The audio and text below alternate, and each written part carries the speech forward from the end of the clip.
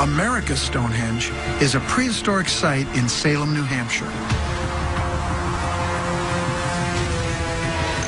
The owner says the stone structures here date back 4,000 years. I got a call from his son, Kelsey. He's discovered a solar alignment, an example of archaeoastronomy that he wants me to see.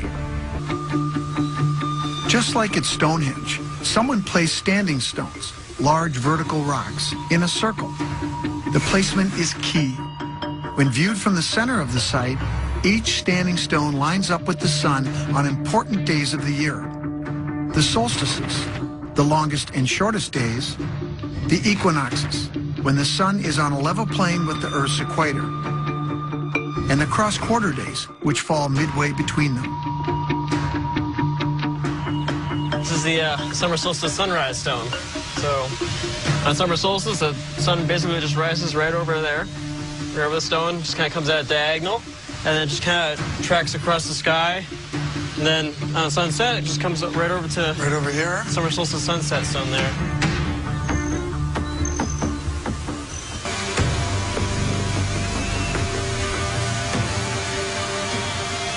Kelsey, let's see what you got here. All right. Well, a few months ago, I was on Google Earth, and I was kind of drawing all the lines out on the alignments, just basically to see where they go. As I was drawing one out on the summer solstice sunrise alignment, I kept taking it out further and further, and I noticed one over Nova Scotia and Newfoundland. And kind of a northeast direction. Right, yeah. And then as I took it over, I noticed it went right over to England. And I thought that was kind of interesting, so I kept zooming in further and further. And I noticed what through Stonehenge. What? It's going all the way over towards Stonehenge. Not only does it go just through Stonehenge, it actually goes right through one of the triathlons at Stonehenge. Wait a minute. Through one of the triathlons at Stonehenge? Right. From America's Stonehenge? Stonehenge is the most well-known megalithic site of all time. It's a sacred site, but no one knows who built it or exactly what it was used for. But maybe whoever built it built this too. That's amazing, but I see this line continues off to the east. Where does that go? You're never going to believe where that goes. Let me get this straight. You're talking about, we're starting at America's Stonehenge in New Hampshire, right. And this summer solstice line extends to Stonehenge in England. It actually goes right through one of the triathlons. That's amazing, but I see this line continues off to the east. Where does that go? You're never going to believe where that goes. Okay, I'm ready. All right.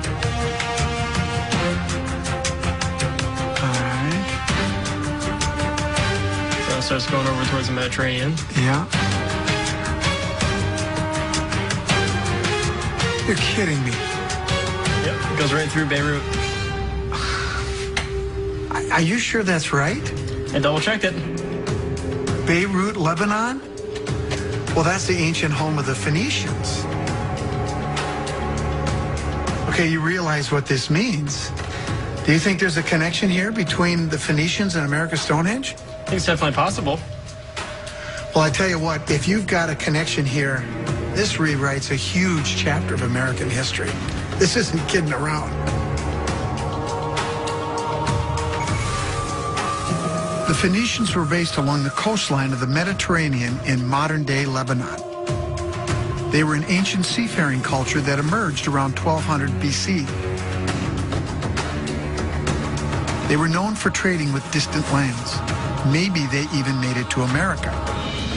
They're also responsible for inventing the alphabet we use today.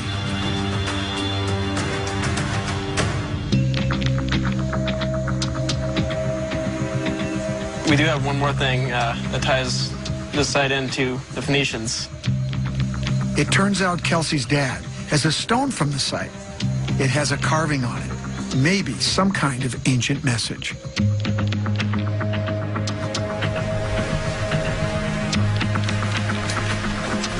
Scott, this is the ball stone. It was found in 1964. What does it say? Well, it says, to Baal, on behalf of the Canaanites, this is dedicated. The Canaanites, from the land of Canaan. That's right. That's what they used to call themselves, but everybody in the region called them the Phoenicians. They got all over the known world at that time, and many people believe that they made it over here to North America. And there are many examples of possible Phoenician writings all the way from Maine down to Brazil. Well, I tell you what, if this is indeed a Phoenician inscription, you've really got something important here. Absolutely. I mean, together with the alignment that you found, you're talking about an incredible site, an incredible discovery.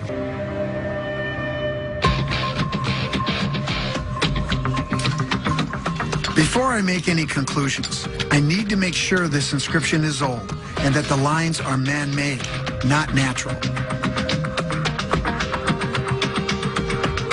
By using a 3D microscope, I can see how deep the grooves go and if the inscription has been weathering for a long time. What I want to do is I want to focus on this groove right here, which I numbered as number 3. Groove number 3, and that corresponds to this groove right here. This is about 4,000 microns from the highest point down to the deepest point. This one clearly is a man-made groove. It looks like it here. It looks like it here. I can already tell many of these marks that make up the inscription could be centuries old, and there's no doubt they were deliberately made. Because it references the Canaanites, I have to consider the Phoenicians, but I need to know more. Is there anything else here that you might have that possibly could tie this site to the Phoenicians? Well, there is one more thing. It's actually up on the site. We call it the sacrificial table. Sacrificial table? Yes. Well, I'm not going anywhere until I see that.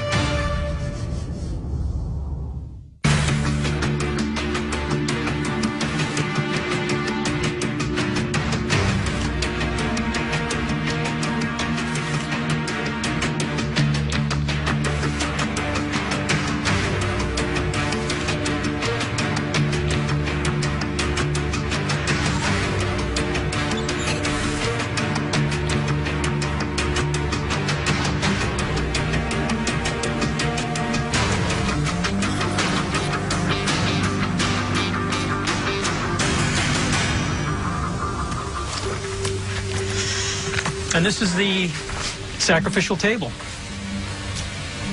This? Do you think there was really human sacrifices here? And we believe the sacrificial table could have been used for human or animal sacrifice. That indicates a lot of weathering has gone on here. This is wetting and drying, freezing and thawing, and there's been a lot of loss of material on the surface, which indicates significant age. And I think this could probably be used as a weathering clock. I see significant weathering here that appears to be consistent with the astronomical alignments that we saw, with the structures that are here, which indicate that this is a very old place. I'm glad I came to investigate this site. I don't know what's more interesting, the sacrificial table, the ball stone, or the summer solstice line that connects America's Stonehenge to the one in England, and further east to Beirut, Lebanon, home of the ancient Phoenicians.